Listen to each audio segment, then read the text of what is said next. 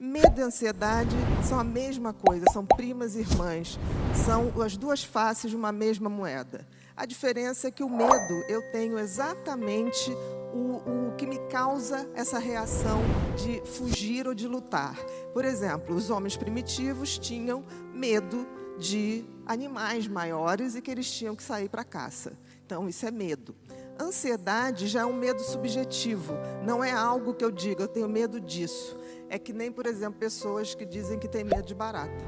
Eu nunca vi uma manchete de jornal dizendo barata mata a mulher apaulada depois que ela identifica ela na pia. Nunca, não existe isso. Mas por que isso ocorre? Porque esse mecanismo do medo, da ansiedade e do estresse está tão bem marcado no nosso cérebro, porque a gente tinha que sobreviver. E sobrevivemos. Um mecanismo absolutamente perfeito. E por que, então, que a gente vive adoecendo de tanto estresse, de tanto transtorno de ansiedade, como pânico, como toque, como ansiedade generalizada? O que aconteceu? Se o nosso mecanismo de alerta, que era tão preciso para quando éramos homens muito primitivos, lá no período paleolítico, neolítico, o que aconteceu se hoje a gente não tem tantas ameaças? Uma coisa aconteceu. O cérebro da gente ganhou um novo designer totalmente revolucionário. Qual era o sentido da vida para um homem primitivo? Sobreviver. Qual é o sentido da vida do homem moderno? Ele tem toda a inteligência a seu favor. O grande problema é que a gente não sabe qual o sentido da vida, nem o propósito da vida. O sentido da vida, seja quem for, para qualquer um de nós, é usar nossos talentos, nosso dom e fazer isso para sermos pessoas melhores para nós e para os outros também.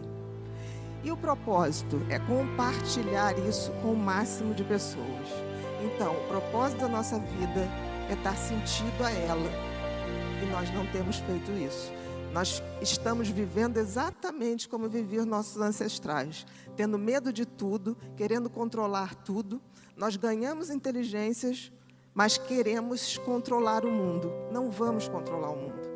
Se a gente não quiser engordar as estatísticas das pessoas que no futuro vão adoecer de ansiedade, depressão, compulsões em geral, a gente vai ter que rever a nossa evolução. E vai ter que entender que a nossa inteligência tem que ser melhor usada. E usada para que a gente possa, de fato, evoluir. De alguma maneira, a gente começou a entender que o ser feliz, ou estar feliz, ou o sentido da vida, era algo em manada, que foi vendido para a gente.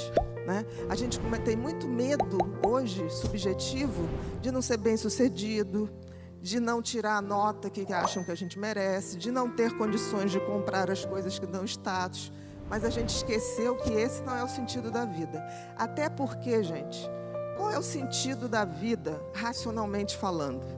A gente nasce carequinha, sem dente e sem saber nada. Aí a gente leva anos aprendendo, crescendo o cabelo, trocando os dentinhos. E aí um belo dia a gente começa a envelhecer e perder isso tudo. A gente vai deixando os cabelos brancos, a gente vai perdendo o dente, a gente vai perdendo também o nosso conhecimento acumulado. Qual o sentido lógico disso? Nenhum. A grande dificuldade é que a gente tenha essa noção.